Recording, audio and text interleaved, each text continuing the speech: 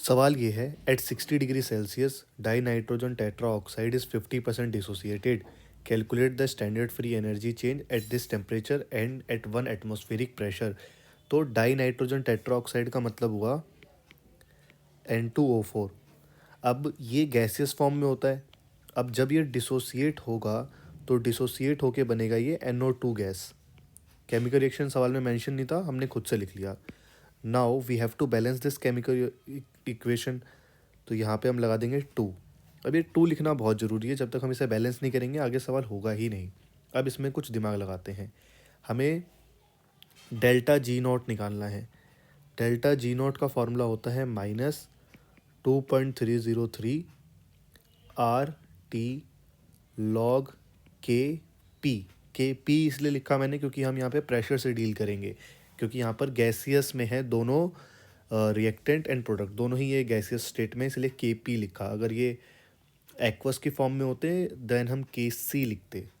तो हमें यहाँ पे सबसे पहले Kp चाहिए होगा। R और T तो हमें मालूम है, यूनिवर्सल गैस कांस्टेंट हमें मालूम होती है वैल्यू, और टेम्परेचर हमें 60 डिग्री सेल्सियस दे रखा है। तो Kp निकालना है। अब वो कैसे निकलेगा, थोड़ा दिमाग लगाते हैं। इसने बोला 50% डिसोसिएट हो रहा है। मानते हैं जब टाइम ज़ीरो है। केमिस्ट्री में ज़ीरो टाइम का मतलब कि अभी हमने केमिकल रिएक्शन शुरू नहीं करी, बस अभी हम N2O4 लेकर आए हैं। जब हम उसको बस लेकर आए हैं तो यहाँ पर इसके कितने नंबर ऑफ मोल्स होंगे, 1। प्रोडक्ट कितना होगा, 0, क्योंकि ज़ीरो टाइम पे वही प्रोडक्ट बनना शुरू ही नहीं हुआ। कुछ देर के बाद जब रिएक्शन इक्विलिब्रियम अटेन करेगी, थोड़ी देर के बाद, सवाल में बोला है कि ये 50% डिसोसिएट हो रहा है। 50% का मतलब होता है 0.5। मतलब कि अगर पहले ये 100 था, 50% डिसोसिएट हुआ तो मतलब 50 बचेगा। अगर मैं 1 मान के चल रहा हूँ तो कितना कम होगा ये, 0.5। ठीक है। अब ये बनेगा कितना, ये 2 मोल्स बनेंगे। इसके 1 मोल से इसके 2 मोल बन रहे हैं, तो ये कितना बनेगा, 2 इंटू 0.5। यहाँ तक हमने निकाल लिया। अब हम क्या करेंगे, हमें कैलकुलेट करना है Kp। तो Kp की वैल्यू कैसे आएगी, Kp की वैल्यू आएगी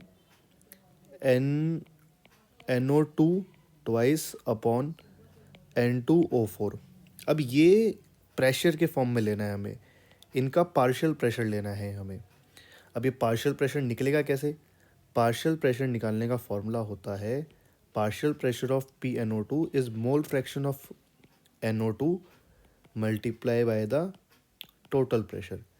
ठीक है, ऐसे ही PN2O4 निकालना होगा हमें, तो mole fraction of N2O4 multiply by P total, ये हमें करना होता है। ठीक है, तो यहाँ पे सबसे पहले हम ये करेंगे, मोल फ्रैक्शन निकालते हैं दोनों का।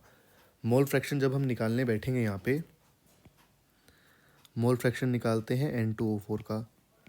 तो N2O4 के मोल फ्रैक्शन क्या आएगा इक्विलिब्रियम पे, N2O4 अभी कितना है, 0.5, और टोटल नंबर ऑफ मोल्स कितने हो जाएंगे, इसको और इसको ऐड करके, ये है 1, ये है 0.5,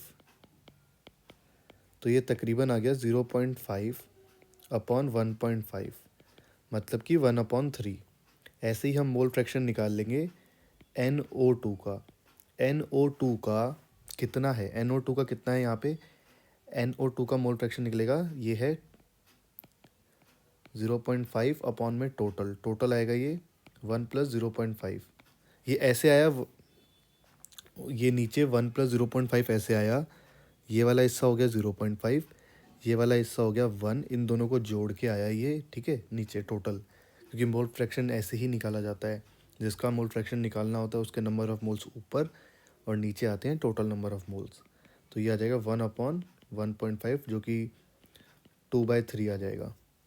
ठीक है, बस अब हमें PnO2 और P निकल जाएगा, क्योंकि P टोटल 1 दे रखा है अपने को। तो PnO2 निकालते हैं तो वो निकलेगा हमारा 2/3 इंटू में 1, क्योंकि टोटल प्रेशर 1 दे रखा था हमें।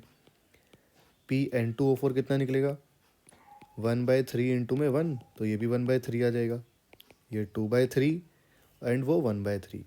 अब हम Kp निकालते हैं। Kp कितना आएगा, Kp के लिए अगर हम यहाँ पे वैल्यूज़ बिठाएं तो 2/3 इसका स्क्वायर अपॉन में 1/3, तो ये तकरीबन आएगा 1.33। Kp की वैल्यू आएगी 1.33, इसको जब हम सॉल्व कर लेंगे तो। अब हमें डेल्टा जी निकालना है, तो डेल्टा जी निकाल लेते हैं। डेल्टा जी नॉट निकल जाएगा -2.303। आर की जगह हम ले लेते हैं 8.314। टेम्परेचर 60 डिग्री सेल्सियस बोला हुआ था, उसको केल्विन में चेंज कर लेंगे तो वो हो जाएगा 333 केल्विन एंड लॉग 1.33।